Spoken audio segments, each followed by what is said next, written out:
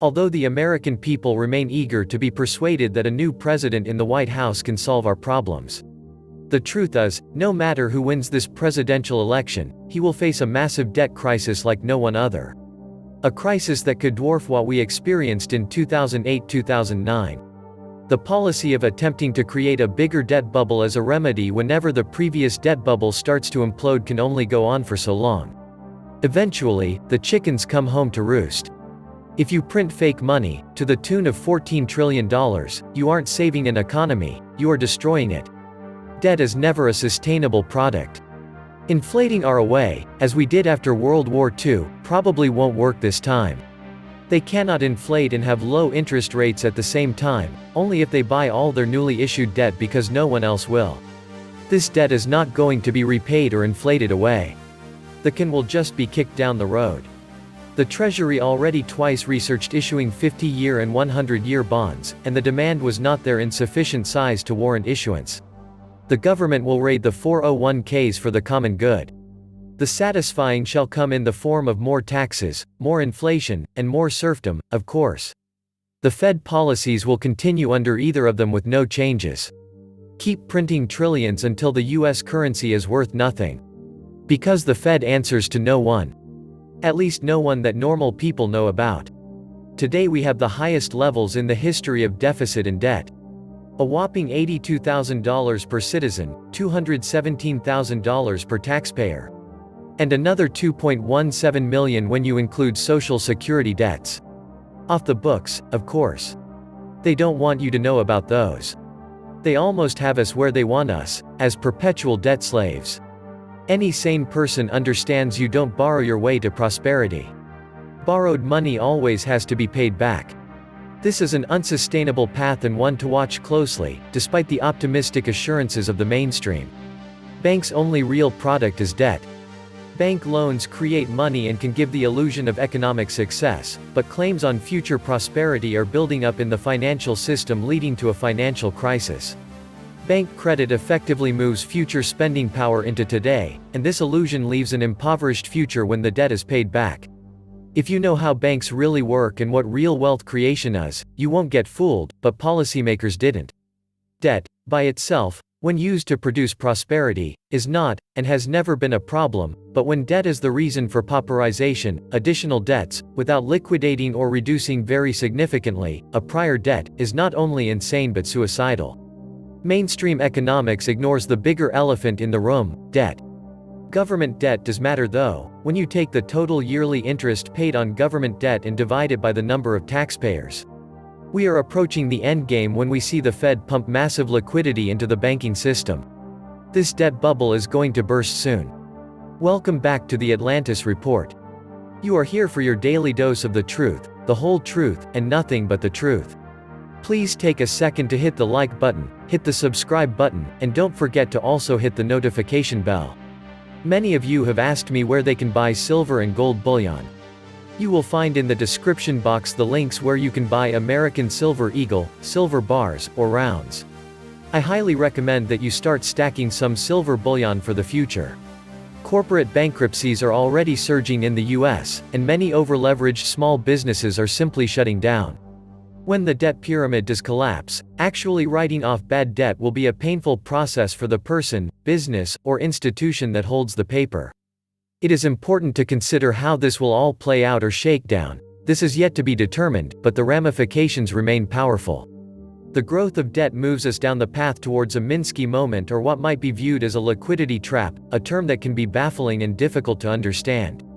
A Minsky moment is when the debt pyramid collapses. This term has been used by Alan Greenspan and a few others. It represents a huge problem for the economy.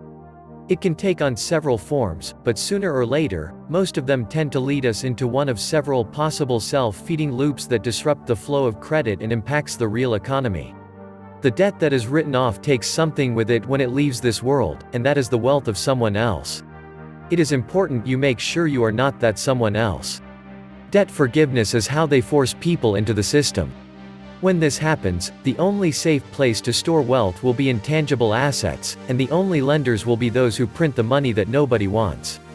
History shows that at some point when inflation begins to exceed the rate of interest paid, people start altering their buying habits, which can create a self-driving feedback loop. Private equity firms are using debt-leveraged buyouts to acquire companies and asset strip them.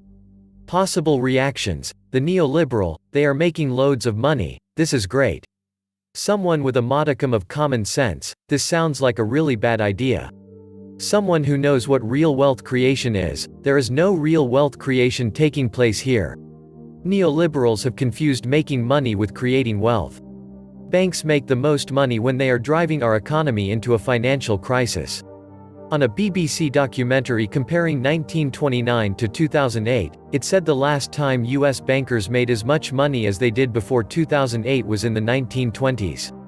Bankers make the most money when they are driving your economy into a financial crisis. The bankers loaded the US economy up with their debt products until they got financial crises in 1929 and 2008.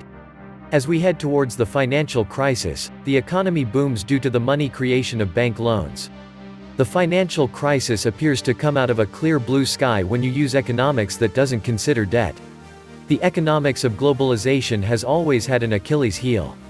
The 1920s roared with debt-based consumption and speculation until it all tipped over into the debt deflation of the Great Depression. No one realized the problems that were building up in the economy as they used economics that doesn't look at debt, neoclassical economics. Not considering private debt as the Achilles heel of neoclassical economics.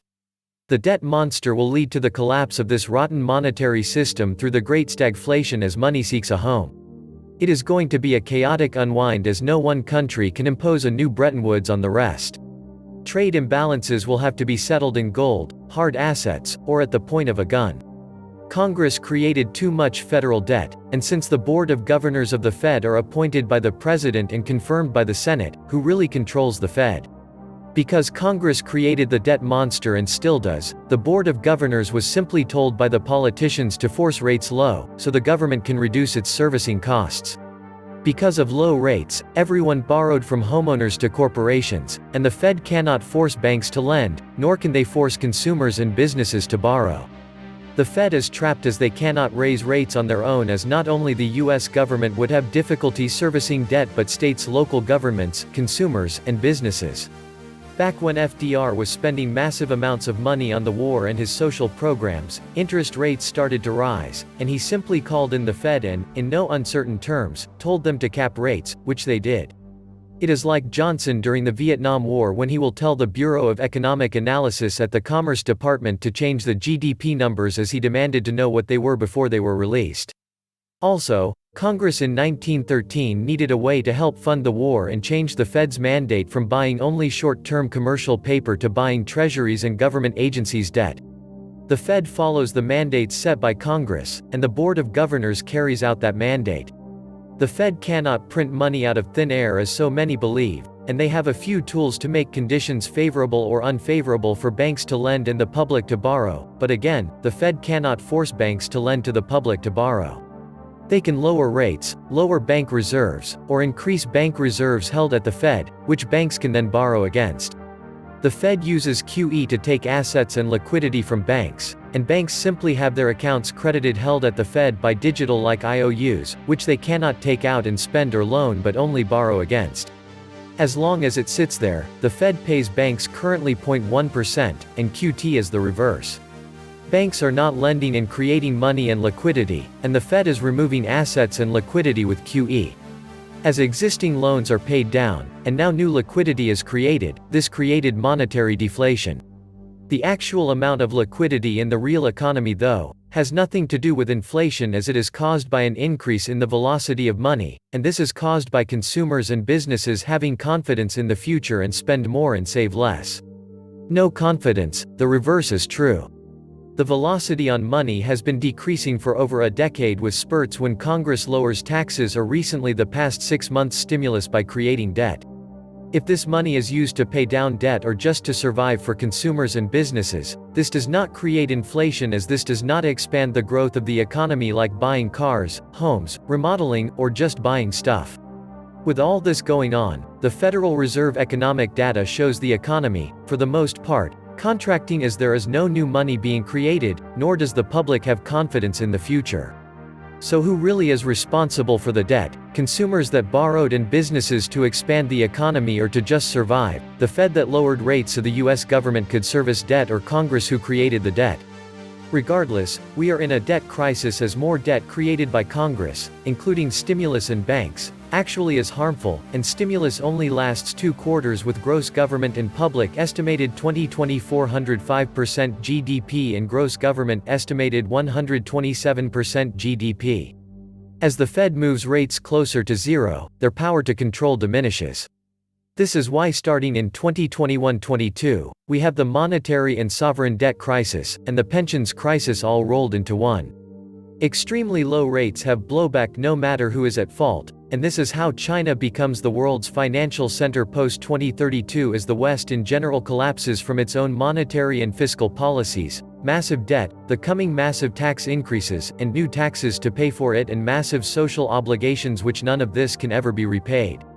This is why the US and the West in general are desperate to create central bank digital currencies per the World Economic Forum agenda, which as the models also forecast, will all fail, but the damage until stopped will be devastating.